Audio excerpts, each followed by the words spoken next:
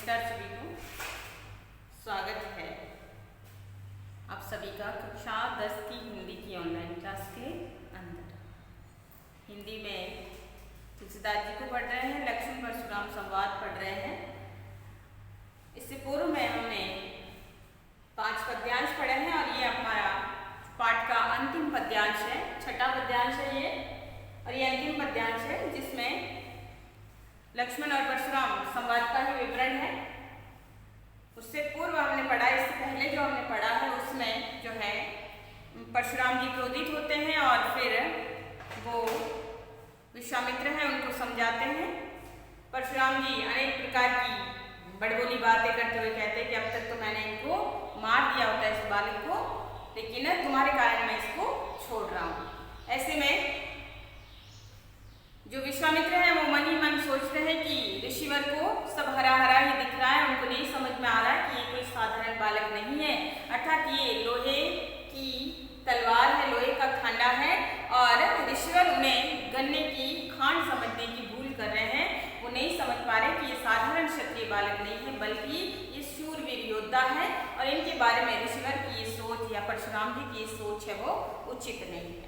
अब आगे जो अंतिम पद है, अंतिम जो हमारा पद्यांश है उसको हम समझते हैं। देखिए कि क्या बातचीत हो रही है। वापस लक्ष्मण है वो परशुराम जी की तरफ बोलते हैं या परशुराम जी को बोलते हैं कि कहेऊ लखन मुनि सील तुम्हारा को नहीं जान विदित संसार। लक्ष्मण परशुराम जी को बोलते हैं कि मुनि सील तुम्हारा, कि तुम्हारा सद्व्यवहार, तुम्हारी विनम्रता, तुम्हारी अच्छाई कौन नहीं जानता, को नहीं जान विदित संसार, को नहीं यानी कौन नहीं जानता विदित संसार, यानी आपकी ख्याति तो संपूर्ण संसार जानता है, सारा संसार जानता है कि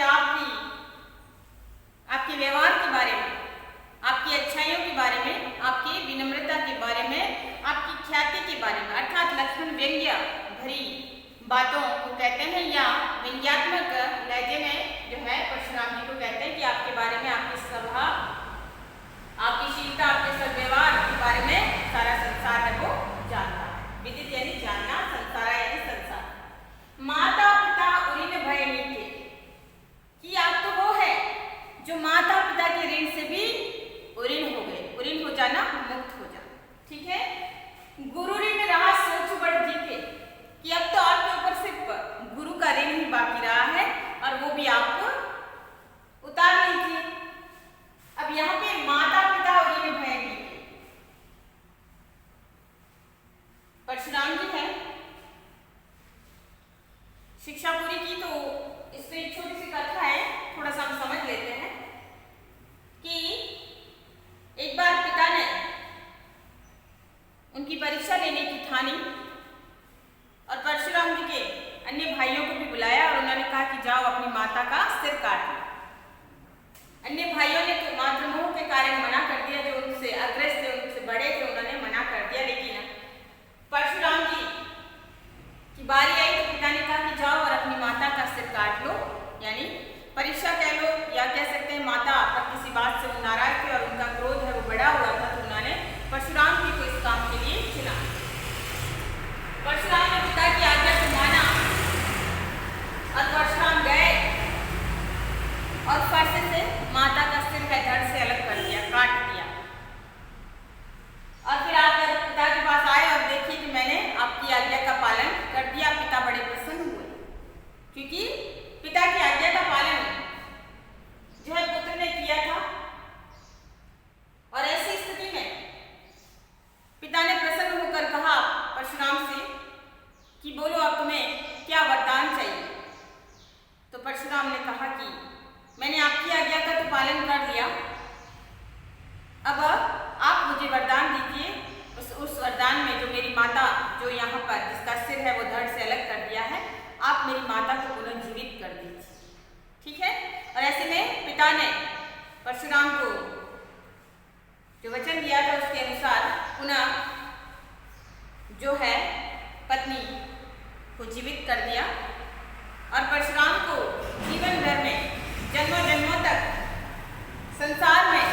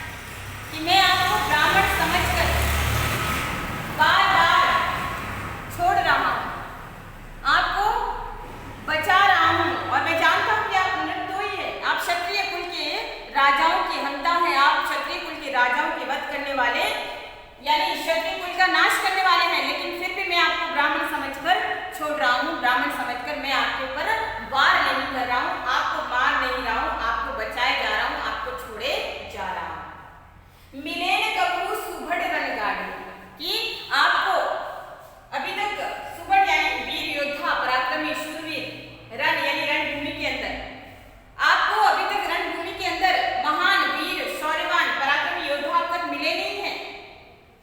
द्विज देवता घर ही के बाड़े कि हे ब्राह्मण देवता आप तो घर ही में श्रेष्ठ बने हुए हैं, आप तो अपनी जो बार बार अपना बखान करके मुझे ये बता रहे हैं कि आप बड़े श्रेष्ठ हैं, लेकिन अभी तक आपको रणभूमि में कोई वास्तविक योद्धा सच्चा शूरवीर योद्धा पराक्रमी योद्धा अब तक आपको मिला नहीं है, इसलिए आप अपने बखान में आप अपने घर में ही श्रेष्ठ बने हुए हैं, अब तक आपने रणभूमि में सच्चे योद्धाओं से युद्ध है वो किया ही नहीं है। अनुचित कई सब लोग पुकार लक्ष्मण की जो अत्यधिक व्यंग्य वाले वचन जो बार बार निकल रहे थे और ऐसी स्थिति में एक बालक का इतना अत्यधिक बड़बोलापन है। वहां के सभा ने जब लक्ष्मण जी ने इस प्रकार का वचन कहे तो जो वहां पे बैठे हुए जितने भी सभासद थे उन्होंने लक्ष्मण की निंदा करना शुरू कर दिया। निंदा यह उचित नहीं है कि अनुचित कई सब लोग पुकारे, लक्ष्मण की बातों को उन्होंने अनुचित अनुचित कहते पुकारना शुरू किया। और जैसी राम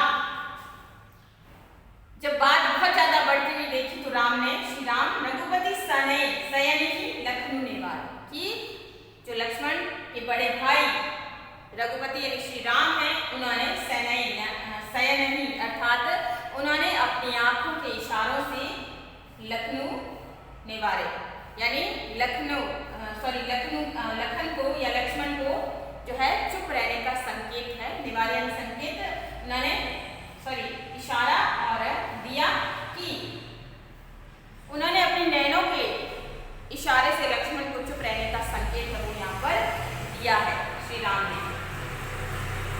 लखन उत्तर आहुति सरिस रघुबर को प्रसान, लक्ष्मण का उत्तर कैसा था? लक्ष्मण के जो बार बार उत्तर आ रहे थे, लक्ष्मण जो बार बार व्यंग्यात्मक शैली से बोल रहे थे वो परशुराम की क्रोध रूपी अग्नि को बहुत ज्यादा बढ़ाने वाले थे। आग के समान घी के समान जो है आहुति के अंदर आग को बढ़ाने का कार्य कर रहे थे। सरिस यानी समान, रघुवर यानी रघु ऋषि यानी परशुराम के बारे में, और क्रोध और प्रशांत यानी आग कि परशुराम की क्रोध की अग्नि को लक्ष्मण के उत्तर है वो बार बार बढ़ाने वाले थे, या लक्ष्मण का जो व्यंग्य उन्होंने जो संवाद था वो परशुराम जी की क्रोध को बहुत अधिक बढ़ाने वाला था। और ऐसी स्थिति में बढ़त देख जल सम वचन बोले रघुकुल भानु, भानु यानी सूर्य, रघुकुल का सूर्य कौन है? श्री राम है। वचन यानी वाणी और सम यानी जल के समान ठंडे छींटे देना। बढ़त देख की सभा के अंदर और स्थिति को बहुत विपरीत होते देखकर श्री राम उठे और उन्होंने विनय पूर्वक परशुराम जी के क्रोध को अपनी विनम्रता के साथ है जल के समान ठंडे छींटे देकर बुझाने का प्रयास वो किया। रघुकुल के सूर्य श्री राम है वो उठे और उन्होंने जो है परशुराम के क्रोध को अपने शीतल जल के ठंडे या विनम्र स्वभाव से मर्यादित होकर परशुराम जी के क्रोध को शांत करने के बारे में जो है विनम्रता या कह सकते हैं कि अपने वचन को बोलने शुरू हुए ताकि परशुराम जी का है वो क्रोध है वो शांत हो जाए। तो इस प्रकार ने जो लक्ष्मण ने अब तक का विवाद जो उत्पन्न किया था और उसके कारण जो क्रोध है परशुराम का अत्यधिक बढ़ गया था, लेकिन राम ने सहजता से ही बात को संभाला और उन्होंने परशुराम जी के क्रोध को शांत करने के लिए विनम्रता का है संकेत करते हुए वो शीतल वाणी में बोले ताकि उनका क्रोध है वो शांत हो जाए। इस प्रकार के रघुकुल के सूर्य श्री राम ने बात को संभालने का प्रयास है वो किया। ठीक है, तो ये था हमारा अंतिम पद्यांश। देख लेते हैं। देखिए माटी काढ़ा,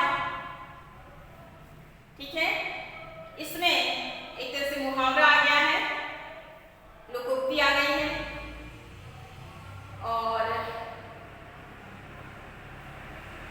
विप्र विचारी अनुप्रास अलंकार है, हाय हाय प्रकाश अलंकार है। ठीक है, रघुकुल भानु श्री राम के लिए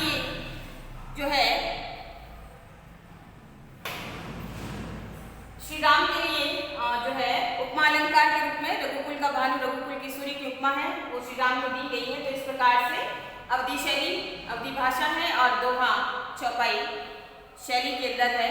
तुलसीदास जी ने अपनी बात को अत्यंत ही सुंदरता के साथ है अभिव्यक्त किया है। तो इस प्रकार से हमने लक्ष्मण और परशुराम जी का संवाद समझा और पढ़ा और काफी रोचक वर्णन है तुलसीदास जी ने इस जो है लक्ष्मण परशुराम संवाद के अंदर किया है। तो ये बाल कांड से उद्धृत था और लक्ष्मण ने बाल सुलभ जो विवादित या विवादग्रस्त लक्ष्मण ने किस प्रकार परशुराम जी के क्रोध को और अधिक बढ़ा दिया है और परशुराम जी स्वयं अपने आप में क्रोधी स्वभाव के हैं। तो दोनों के बीच में कैसे ठन गई और अंत में श्री राम जो रघुकुल के सूर्य है और मर्यादा पुरुषोत्तम है, उन्होंने बात को किस प्रकार से शांति के साथ गंभीरता के साथ संभाला और इस प्रकार विवाद को शांत करने का प्रयास वो किया है। तो ये था हमारा जो है लक्ष्मण परशुराम संवाद और इसका अनुवाद। धन्यवाद।